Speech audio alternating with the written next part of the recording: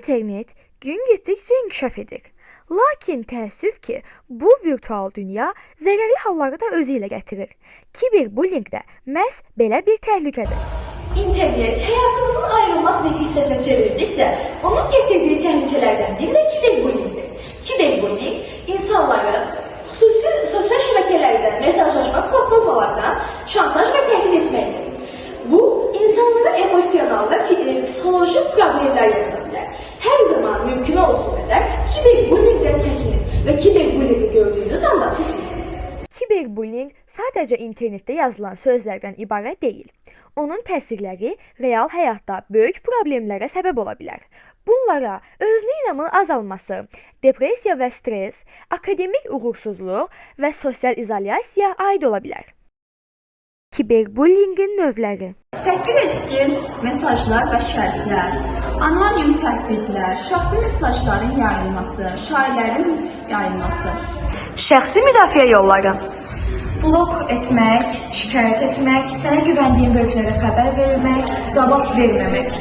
Əgər kiberbullyingə məruz qalmısınızsa, bullying edən tərəfi daha da təşviq etməmək üçün ona reaksiya verməyin.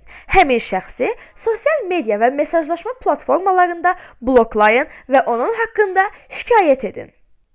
Kiberbullyingə məruz qaldığınız zaman bullyingi sübut etmək üçün mesajların və ya ekran görüntülərinin surətlərini saxlayın.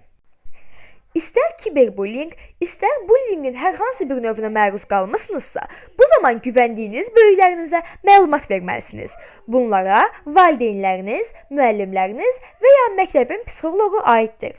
Ətrafımız kiberbullyingə məruz qaldı. Şahid olanda susma, maarifləndir. Unutma, internet azadlıq məkanıdır, amma bu azadlıq məkanı başqalarına zərər vermək demək deyil. Əgər sən və ya dostlarından kiberbullying məruz qalmışsınızsa, ancaq kiberbullying köşəsindəki post qutusuna kağıdı yazıb bizə bildirə bilərsiniz. Bu, məktəbimizin anti-kiberbullying köşəsidir. Burada biz kiberzorakılığa qarşı mübarizə aparır, şagirdlərə dəstək olur və maarifləndirici fəaliyyətlər həyata keçiririk. Əgər sən və ya dostların kiberbullyingə məruz qalmısınızsa, tək olmadığınızı unutmayın. Güşəmizdə yer alan poçt qutusuna istəsəniz anonim şəkildə müraciət edə, məsləhət ala və lazımi dəstəyi tapa bilərsiniz.